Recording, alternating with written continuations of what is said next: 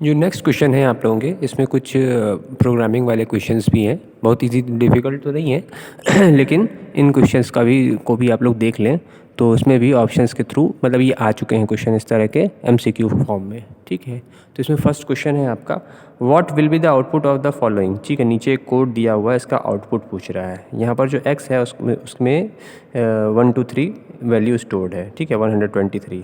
फिर कह रहा है for I in x. For I in x मतलब ये जो मैंने आप लोगों को पहले भी बताया था, फॉर लूप जब बताया था कि फॉर लूप जो होता है वो कई बार का यूज़ हम लोग इटरेट कराने के लिए भी कर सकते हैं। लिस्ट को इटरेट कराने के लिए या जिसको भी इटरेट कराना चाहिए, स्ट्रिंग को इटरेट कराने के लिए इस तरह से हम कर सकते हैं। ठीक है, और फिर यहाँ पर प्रिंट आई है, मतलब एक एक एलिमेंट को हम एक्सेस करने के लिए हम फॉर लूप का यूज़ कर सकते हैं। फॉर लूप की ये क्वालिटी होती है कि वो डेटा टाइप को जो भी है उसको एक्सेस करने के लिए भी वो पॉसिबल कर सकते हैं, पॉसिबिलिटी होती है। तो यहाँ पर ये कह रहा है कि नीचे 4 आउटपुट दिए हैं, तो कह रहा है ये चारों आउटपुट में से कौन सा हमारा आंसर होगा। ठीक है, सबसे पहली चीज़ बता दें, यहाँ पर जो x123 है, ठीक है, ये एक इंटीजर वैल्यू है, इंटीजर ने है। ठीक है, तो ये जो फॉर लूप होता है ये इंटीजर वैल्यू को इटरेट नहीं करता है।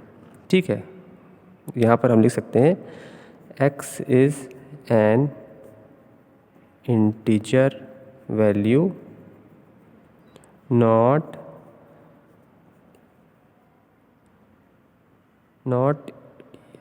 आइट्रेबल। ठीक है, नॉट आइट्रेबल मतलब इसको हम इटरेट नहीं कर सकते। अगर x की वैल्यू होती 1 2 3, इस तरह से 1 2 3 होती सिंगल कोट्स में या डबल कोट्स में, तो ये x की वैल्यू जो है ये होती स्ट्रिंग, तो इसका आंसर आता हमारा इस तरह से 1 2 3। ये स्ट्रिंग के केस में तो ठीक होगा, लेकिन यहाँ x ये स्ट्रिंग नहीं है, यहाँ पर ये इंटीजर वैल्यू है, यहाँ पर सिंगल कोट से डबल कोट्स नहीं लगे हुए हैं। तो ये जो फॉर लूप होता है ये इसको इटरेट नहीं करता है। ठीक है, नहीं करता है। जब ये चीज़ पॉसिबिलिटी ही नहीं है तो सीधा सीधा आंसर होगा हमारा एरर। यहाँ आंसर होगा एरर, यहाँ पर एरर आएगी। भाई जो चीज़ हो ही नहीं सकती ऐसे केस में एरर आएगी और कुछ नहीं होगा। सिंपल क्वेश्चन है, कुछ मुश्किल नहीं है, लेकिन हाँ कॉन्सेप्ट पता होना चाहिए कि ये फॉर लूप जो होता है ये इंटीजर वैल्यू को इटरेट नहीं करता है। ये स्ट्रिंग होती या फिर आपके कोई लिस्ट होती या इस तरह से कुछ होता तो उसको इटरेट कर लेता, उसके एक एक एलिमेंट को एक्सेस कर लेता। ये फॉर लूप की क्वालिटी होती है। ये मैंने जब फॉर लूप जब भी बताया था तो ये चीज़ आपको बताई थी कि ये इटरेट कर सकता है, लिस्ट को कर सकता है, ठीक है, स्ट्रिंग को कर सकता है, लेकिन इंटीजर वैल्यू है यहाँ पे। इस वजह से ये हाँ ये वैल्यूज़ इसमें से एक एक करके बाहर नहीं आ सकती, इसलिए आंसर आएगा हमारा एरर। नेक्स्ट जो क्वेश्चन है वो कह रहा है, उसमें भी कोड दिया हुआ है, what will be the output of the following code. नीचे थोड़ा सा कोड दिया हुआ है, इसका मतलब बताते हैं, फिर कह रहा है इसका आउटपुट क्या आएगा। नीचे 4 आउटपुट दिए हैं, इन चारों में से कौन सा आउटपुट होगा। ठीक है, तो इसमें है कि i is equal to 1 while true if i %3 is equal to 0। फिर उसके बाद ब्रेक है, फिर प्रिंट i है, और फिर i plus is equal to 1 जो है ये इंक्रीमेंट ऑपरेटर लगा हुआ है, मतलब i की वैल्यू हर बार एक एक बढ़ती जाएगी। ठीक है, i की वैल्यू एक एक करके आगे बढ़ती जाएगी। तो यहाँ पर जो हम अभी इस आउटपुट के हिसाब से काम करेंगे, यहाँ पर हमारी एक आउटपुट में 1 2 आ रहा है, एक आउटपुट में 1 2 3 आ रहा है, एक में एरर आ रहा है, एक में नन ऑफ दीज आ रहा है, इनमें से कोई नहीं। तो इस तरह से हमको सोचना होगा। तो ये देखो, ब्रेक जो स्टेटमेंट होता है ये क्या करता है, ब्रेक मतलब जो भी अगर जहाँ पर भी ब्रेक अपीयर होगा वहाँ जो है कंट्रोल बाहर चला जाता है और प्रोग्राम वहाँ से काम करना बंद कर देता है। ठीक है, तो यहाँ पर जो कंडीशन है ये एक बार उस पर ब्रेक अप्लाई जैसे ही होगा वैसे ही इसका ये जो है लूप से बाहर निकल आएगा, वाइल लूप से, और जो भी मतलब का वर्किंग है वो अपने आप से बंद हो जाएगी। तो सबसे पहले हमारी आई की वैल्यू 1 है। जब आई की वैल्यू 1 है, when i is equal to 1, जब आई की वैल्यू 1 है, आई की वैल्यू यहाँ आएगी i% 3 मतलब 1% निकालेंगे तो वो इक्वल टू 0, जो कि फॉल्स होगा। क्यों? अगर हम यहाँ पर ये जो मॉडुलस ऑपरेटर है हम 1 को डिवाइड करेंगे 3 से तो उसमें रिमाइंडर 0 थोड़ी ना आएगा, रिमाइंडर तो हमारा 3 ही आएगा। 1 से डिवाइड करके देख लो, 1 से डिवाइड किया 3 0 0 एंड रिमाइंडर आया 1 हमारा। तो ये हमारा ये इक्वल टू क्या है, कंपैरिजन के लिए किया है। तो यहाँ पर मतलब ये जो वैल्यू है ये जो मतलब हमारा कंडीशन है ये फॉल्स हो रही है। क्यों? क्योंकि i की वैल्यू 1 है और हम जब रिमाइंडर फाइंड आउट कर रहे हैं तो रिमाइंडर हमारा 1 आ रहा है जो कि 0 के इक्वल नहीं है। फिर ये ब्रेक तो इसके साथ लगा हुआ है, तो ये ब्रेक एग्जीक्यूट नहीं होगा। तो फिर यही एग्जीक्यूट जब फॉल्स हो जाएगा तो ये इफ़ वाले के अंदर नहीं जाएगा। इफ़ ये सिंगल इफ़ लगा हुआ है यहाँ पे, ठीक है, सिंगल इफ़ लगा हुआ है तो ये इफ़ के अंदर नहीं जाएगा। इंडेंटेशन से पता चल रहा है ना कि जो ब्रेक है ये इफ़ के अंदर है। ठीक है। तो फिर ये और ये तीनों हमारे जो हैं ये हमारे वाइल के अंदर हैं। तो अब ये आई की वैल्यू यहाँ आएगी, तो आई की वैल्यू हमारी जो पहला आउटपुट आई की वैल्यू आएगी वो हमारी 1 प्रिंट हो जाएगी। ठीक है, ठीक है, मतलब ये दोनों मतलब आंसर तो हमारा आ रहा है, तो ये एरर वाला तो हमारा नहीं होगा। ठीक है, अब इन तीनों में से कोई हो सकता है। तो अब आई की वैल्यू यहाँ इंक्रीमेंट होगी। अब आई की वैल्यू एक आगे बढ़ जाएगी, तो ये आई की वैल्यू ऊपर जाएगी, तो आई की वैल्यू हो जाएगी 2।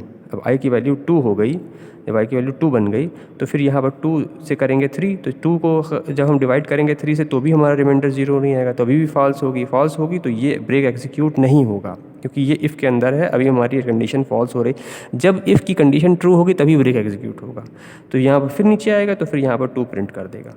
ठीक है, फिर आई की वैल्यू एक बढ़ जाएगी, फिर ऊपर जाएगी। अब आई की वैल्यू हो गई 3, आई की वैल्यू 3 हो गई, 3% मतलब यहाँ पर 3 डिवाइडेड बाई 3 रिमाइंडर आएगा 0, जो कि ये 0 के इक्वल होगा और ब्रेक एग्जीक्यूट होगा। ब्रेक एग्जीक्यूट होगा तो ये लूप काम करना बंद कर देगा। ठीक है, तो बस जब लूप काम करना बंद कर देगा तो कोई वैल्यू आगे प्रिंट नहीं होगी, हमारा आउटपुट होगा ये। ठीक, सिंपल सा है, लेकिन थोड़ा सा इन कंडीशन को अगर नहीं समझ में आया तो नहीं कर पाएंगे। तो हमारा आउटपुट ये होगा ए वाला।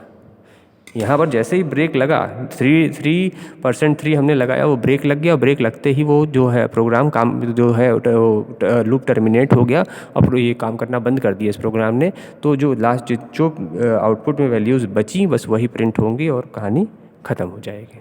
ठीक है, तो देखने में डिफ़िकल्ट लग रहा है, उतना डिफ़िकल्ट है नहीं, सिंपल सा कोड है। आपको थोड़ा सा इसका फ्लो समझ में आ जाए तो यूज़ करने में कोई दिक्कत नहीं है। नेक्स्ट क्वेश्चन है, what will be the output of the following x is equal to ABCD। यहाँ पर जो ABCD हैं ये अलग अलग ऐसे हमने साथ में लिख दिए, मतलब अलग अलग ही हैं, ये मिले हुए नहीं है, एक वर्ड नहीं है, अलग अलग चारों हैं।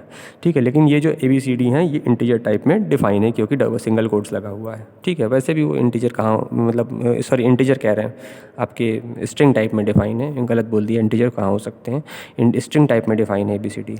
अब ये स्ट्रिंग टाइप के हैं, तो ये जो फॉर लूप लगा हुआ है मतलब ये हमारा काम करेगा, स्ट्रिंग पे हमारा फॉर लूप काम करता है।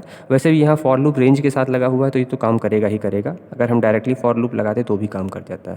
फॉर आई इन रेंज, अब यहाँ पर for I in range lane x निकाला गया। लेन एक्स मतलब लेन फंक्शन बताया था, लेन फंक्शन जो होता है वो लेंथ फाइंड आउट करने के लिए होता है। तो यहाँ पहले लेन एक्स की जो वैल्यू है वो यहाँ पर रेंज में जाकर स्टोर होगी। तो मतलब लेन एक्स अगर हम निकालें तो लेन एक्स की वैल्यू आएगी, यहाँ पर 4 एलिमेंट है तो 4 आएगी। ठीक है, तो हमारा जो लूप हो जाएगा वो आई इन रेंज 4 हो जाएगा। ठीक है, जब 4 होगा तो जब भी लूप में एक वैल्यू दी होती है तो वो फाइनल वैल्यू होती है और इनिशियल वैल्यू 0 होती है।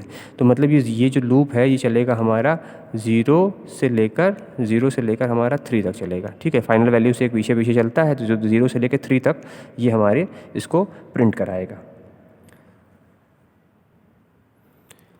मतलब ये लूप काम कर रहा है तो मतलब एरर वाला का तो कोई मैटर नहीं है, लूप ना काम कर रहा होता तो एरर, तो ये ऑप्शन तो नहीं हो सकता। अब इन तीनों में कोई हो सकता है। देखो ABCD तो नहीं, कतई नहीं होगा। ABCD का इसलिए नहीं होगा क्योंकि ये जो लेन एक्स है वो एक इंटीजर नंबर आया है, तो ABCD तो प्रिंट होने का कोई चांस ही नहीं है। अब लेन एक्स के अंदर जो वैल्यूज़ होंगी वही चलेंगी हमारी, तो ये ABCD वाला ऑप्शन भी हमारा गलत हो गया, ये भी नहीं होगा। इन दोनों में से कोई एक होगा, कौन सा होगा वो देखना है, ये कौन क्या वैल्यू प्रिंट कराएगा। अब देखो 0 से लेके हमारा ये 3 तक चलेगा, तो अब यहाँ 1 2 3 4 हैं, तो ये तो हो ही नहीं सकता कतई, क्योंकि 0 से स्टार्ट हो रहा है। भाई जब सिर्फ एक वैल्यू दी होती है रेंज के अंदर तो वो हमारी फाइनल वैल्यू होती है और स्टार्टिंग वैल्यू जो होती है वो 0 हो जाती है।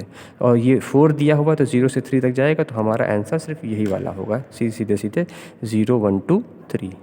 आंसर बहुत इजी है, कोई मुश्किल नहीं। बस ये ध्यान देना है कि ये जो है यहाँ पर ये इसकी लेंथ के लिए है ना, ABCD तो प्रिंट कराएगा ही नहीं, क्योंकि यहाँ ABCD को प्रिंट करा ही नहीं रहे हैं। अगर हम स्लाइसिंग करेंगे तो ही ABCD को प्रिंट करा पाएंगे। अगर हम इसकी स्लाइसिंग करें, ये 0 1 2 3 स्लाइसिंग करें, उसके बाद यहाँ पर x 0 या इस तरह से प्रिंट कराते कि यहाँ हम लिख देते कि x 0 इस तरह से करके कुछ कराते, तब जाके वो प्रिंट हो जाता। लेकिन यहाँ पर ये लेंथ निकाली गई है, लेंथ तो हमारी इंटीजर वैल्यू में आएगी, तो इंटीजर वैल्यू होने की वजह से ये नंबर्स ही प्रिंट करेगा। ये i जो है वो 0 से लेकर 3 तक चलेगा, और क्योंकि ये लूप फाइनल लूप हमारा ये हुआ ना, जब हमने लेन एक्स अप्लाई कर दिया तो ये हो गया, तो यही वैल्यू चलेंगे, इसी के साथ वो आके बढ़ता रहेगा। ठीक है, तो देखने में डिफ़िकल्ट लग रहा है लेकिन इतना डिफ़िकल्ट ये क्वेश्चन है नहीं, तो समझने के लिए आप लोग ये सब लिख सकते हैं, लेकिन सिंपल क्वेश्चन है, कोई बहुत मुश्किल नहीं है। नेक्स्ट क्वेश्चन जो कह रहा है what will be the output of the following. ठीक है, फॉलोइंग ये कोड लिखा हुआ है, इसका आउटपुट क्या होगा। तो पहले कोड को समझते हैं फिर आउटपुट को समझते हैं। ठीक है। फॉर आई इन रेंज 1,3,1 यहाँ 3 वैल्यूज़ दी हुई है, तो स्टार्टिंग वैल्यू भी है, एंड वैल्यू भी है और जंप वैल्यू भी है। जंप वैल्यू नहीं भी बाय डिफ़ॉल्ट भी 1 ही होती है, लेकिन यहाँ दे भी दी है तो उससे कोई मतलब नहीं है। और बाय डिफ़ॉल्ट हमारी स्टार्ट वैल्यू 0 होती है, ठीक है। और एक वैल्यू तो रहेगी ही। जब फॉर लूप में एक वैल्यू होगी तो वो हमारी फाइनल वैल्यू होगी। जब फॉर लूप में 2 वैल्यू होगी तो एक हमारी स्टार्ट इनिशियल वैल्यू होगी और दूसरी फाइनल वैल्यू होगी। जब तीनों होंगी और तब उस केस में जंप स्टेटमेंट हमारा जंप वैल्यू जो होती है 1 होता है। लेकिन यहाँ ऐसे 1 डिफाइन कर दिया है, तो यहाँ पर हमारा स्टार्ट वैल्यू 1 है, एंड वैल्यू 3 है और जंप वैल्यू 1 है, मतलब एक एक करके आगे बढ़ेगा। फिर इसी फॉर लूप के अंदर एक और फॉर लूप है जो कि जे से स्टार्ट हो रहा है, for J in range i+1, मतलब आई। अब देखो ये कैसे कैसे काम करेगा, ठीक है। तो सबसे पहले हम यहाँ पर हमारा ये फॉर लूप है इसको स्टार्ट करेंगे। तो पहले जब i की वैल्यू हमारी 1 होगी तो भी ये एग्जीक्यूट करेगा, जब i की वैल्यू 2 होगी तो भी एग्जीक्यूट करेगा। इस तरह से एग्जीक्यूट चलता रहेगा। तो i की यहाँ पर हमारी 2 वैल्यूज़ चलेंगी, 1 से स्टार्ट हो रहा है और एंड वैल्यू है हमारी 3, तो मतलब उसके एक पीछे तक चलता है, तो मतलब 2 बार चलेगा, एक बार 1 के लिए, एक बार 2 के लिए, ठीक। फिर जब अब देखो, अब एक बार जब 1 के लिए चलेगा ये, तो फॉर लूप ये जे जो है, ये वाला जो अंदर वाला फॉर लूप है, ये इसी के अंदर है, तो ये भी एक बार एग्जीक्यूट होगा, ठीक है। और उसके बाद जब फिर 2 होगा तो भी एक बार एग्जीक्यूट होगा, मतलब ये दोनों के लिए 2-2 बार एग्जीक्यूट होगा हमारा ये वाला भी। जब i की वैल्यू 1 होगी तो भी इसके अंदर है ना, तो ये नेस्टेड लूप होने की वजह से ये जे वाला जो हमारा दूसरा लूप है ये तभी भी एग्जीक्यूट करेगा, ये दोनों लाइन फिर से एग्जीक्यूट होंगी। और जब i की वैल्यू 2 होगी तब भी एग्जीक्यूट होंगी। तो ये मतलब i की वैल्यू 2 है तो ये 2 बार तो एग्जीक्यूट होना ही है। फिर पहली बार जब i की वैल्यू 1 है, when i is equal to 1, जब i इज़ इक्वल टू 1 होगी तो हमारी फॉर लूप का जो अंदर वाला फॉर लूप है, फॉर जे इन रेंज, ठीक है। तो ये जे इन रेंज हमारी 1 तक जाएगी, ठीक है, सॉरी 2 तक जाएगी, क्योंकि यहाँ i+1 हो रहा है, तो पहली बार i की वैल्यू 1 है तो i+1 ये मतलब 2 होगा, i+1 मतलब 2। तो मतलब j जो है उसमें 2 वैल्यूज़ हैं, तो वो 0 से स्टार्ट होकर 1 तक जाएगा, ठीक। अब ये वाला जो अंदर वाला लूप है ये एग्जीक्यूट होगा। ये पहले बार में जब i की वैल्यू 1 थी तो 2 बार ये चलेगा, क्यों? क्योंकि यहाँ पर इसकी वैल्यू 2 हो गई, इसकी वैल्यू 2 हो गई तो एक बार ये इसके लिए चलेगा, क्योंकि ये इसके अंदर है। देखो यहाँ इसको समझना जो ज़रूरी है कि ये i जब 1 था तो j की वैल्यू कुछ थी, उस कुछ वैल्यू के हिसाब से इसको 2 बार चलना ही चलना है। तो यहाँ j की वैल्यू 0 और 1 आ रही है तो ये 2 बार एग्जीक्यूट होगा। और प्रिंट स्टेटमेंट में हमारा एस्ट्रिक है कि ये साफ पता चल रहा है कि एस्ट्रिक प्रिंट करा रहा है, तो ये ऑप्शन तो हमारा होगा ही नहीं और ना ही ये ऑप्शन होगा। इन दोनों में से कोई एक ऑप्शन हमारा हो सकता है। तो कौन सा ऑप्शन होगा वो देखते हैं, कौन सा ऑप्शन हमारा माना जाएगा कि 4 बार प्रिंट करेगा कि 5 बार करेगा, ठीक है। तो जब i की वैल्यू 1 थी तो j की वैल्यू 2 थी और j 2 बार चला तो 2 स्टार प्रिंट हो गए, ठीक। फिर उसके बाद i की दूसरी वैल्यू क्या है, 2 है। जब i की वैल्यू हमारी 2 हो गई फिर j वाला लूप चलेगा, तो j की वैल्यू क्या हो जाएगी, j की वैल्यू हो जाएगी हमारी 3, क्योंकि ये i+1 है तो 3 हो गई। तो मतलब j जो है कितनी बार चलेगा, 0 1 2 3 बार चलेगा, तो मतलब 3 बार ये प्रिंट कराएगा। तो टोटल ये 5 बार चलेगा, क्योंकि उसके बाद i की वैल्यू आगे है नहीं, तो टोटल 5 बार चलेगा। तो मतलब हमारा आंसर होगा ये वाला, ठीक। यहाँ पर 2 फॉर लूप हैं, अंदर जो j से चल रहा है वो अंदर नेस्टेड फॉर लूप है। तो पहले i की हर वैल्यू के लिए j वाला लूप चलेगा। i की नंबर 1 वाली वैल्यू के लिए भी j पूरा एग्जीक्यूट होगा एक बार, जितनी बार भी एग्जीक्यूट होना है। फिर i की वैल्यू 2 के लिए भी एग्जीक्यूट होगा, और वैल्यूज़ होती तो उतनी बार एग्जीक्यूट होता है। इसलिए थोड़ा सा ये इसका क्योंकि ये जो प्रिंट एस्ट्रिक हो रहा है ये j के अंदर चल रहा है, तो जितनी बार i चलेगा उतनी बार j भी चलेगा। बस उसमें वैल्यू क्यों बढ़ जा रही है कि जब i 1 है तो j 2 हो जा रहा है, जब i 2 है तो j 3 हो जा रहा है, क्योंकि ये +1 लगा हुआ है, ठीक है। मतलब समझ में आ गया होगा वैसे आप लोगों को, क्योंकि बहुत डिफिकल्ट ये क्वेश्चन नहीं था, सिंपल सा ही है। थोड़ा सा कोड होने की वजह से दिक्कत होती है, लेकिन ये सिंपल कोड है, कोई बहुत मुश्किल नहीं है। बस इसका फ्लो पता होना चाहिए किस तरीके से होता है। अगर पहला लूप जो लगा हुआ आउटर लूप जो है, आउटर लूप अगर ये 1 टाइम एग्जीक्यूट हो रहा है तो इनर लूप में जो वैल्यू जाएगी वो जितने टाइम उसको एग्जीक्यूट होना उतनी बार एग्जीक्यूट होगी। फिर आउटर लूप की वैल्यू चेंज होगी तो फिर वो उतनी बार एग्जीक्यूट होगा, उसके ऊपर वो डिपेंडेंट है, तो उतनी बार वो एग्जीक्यूट होगा, ठीक है। ये जब 2-2 3-3 लूप लगे होते हैं ना, थोड़ा सा कन्फ्यूजन क्रिएट होता है बच्चों के दिमाग में, लेकिन एक बार फ्लो को समझो तो समझ में आ जाएगा किस तरीके से ये काम कर रहा है।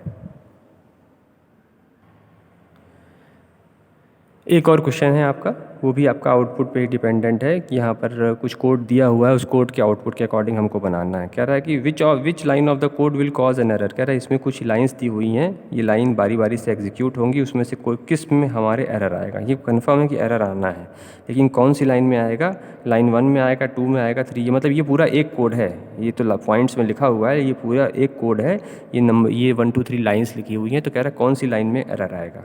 देखो सबसे पहले ये वाली लाइन एग्जीक्यूट होगी, नम इज इक्वल टू यहाँ नम जो है, नम एक वेरिएबल, नम नाम का एक वेरिएबल है जिसमें ये लिस्ट स्टोर है, ठीक है। तो नम पहले ये एग्जीक्यूट होगी। देखो बाकी तो आपको नॉर्मली दिख ही रहा है, लेकिन इस लिस्ट जो नम नाम की लिस्ट है उसके अंदर एक लिस्ट जो है ये इसका खुद एलिमेंट है, ये भी एक लिस्ट ही है। लिस्ट का एलिमेंट हो सकता है, कोई बड़ी बात नहीं है, लिस्ट को भी हम लिस्ट का एलिमेंट बना सकते हैं। तो यहाँ पर ये पूरी एक जो लिस्ट है ये इसका एक एलिमेंट है। तो मतलब ये जो है, ये लाइन जो है वो गलत नहीं है, एग्जीक्यूट हो सकती है।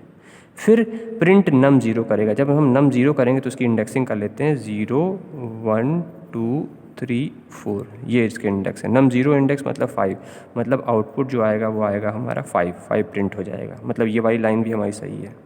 फिर थर्ड लाइन पे, थर्ड लाइन वाली थोड़ी आपको डिफिकल्ट लगेगी। यहाँ पर num 3 है, फिर 0 है। मतलब देखो जब इस तरह का साइन बन के आ रहा है, मतलब यहाँ लिस्ट के अंदर लिस्ट चल रही है।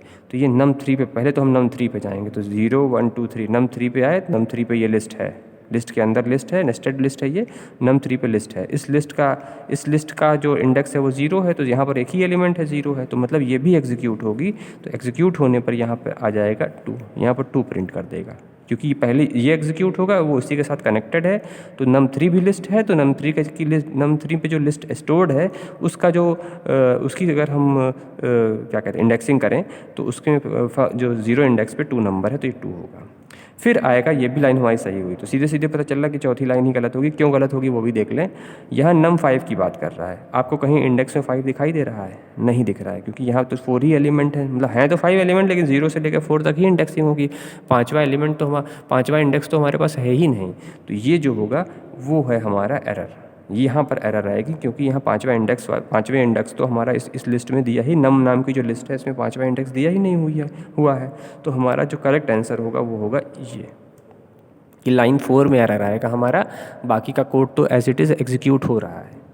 भाई बस कन्फ्यूज़न यहाँ होता है कि लिस्ट के अंदर लिस्ट है, तो लिस्ट के अंदर लिस्ट होती है, ये बताया भी गया है और आप लोगों को शायद याद भी हो।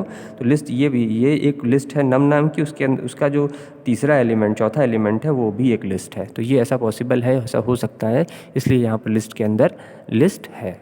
तो ये मतलब मुझे लगता है कि आपको समझ में आ गया होगा, इतना कोई मुश्किल नहीं है। वैसे इसको रन करा के देखेंगे तो भी ऐसी ही आउटपुट आएगा, आप रन करा के देख सकते हैं इसको पाइड्राइट के थ्रू, लेकिन ये सही है। बस ये वाला इसलिए गलत है क्योंकि यहाँ पर हमारा नंबर 5 इंडेक्स है ही नहीं, तो ये वाली लाइन हमारी एग्जीक्यूट हो ही नहीं सकती।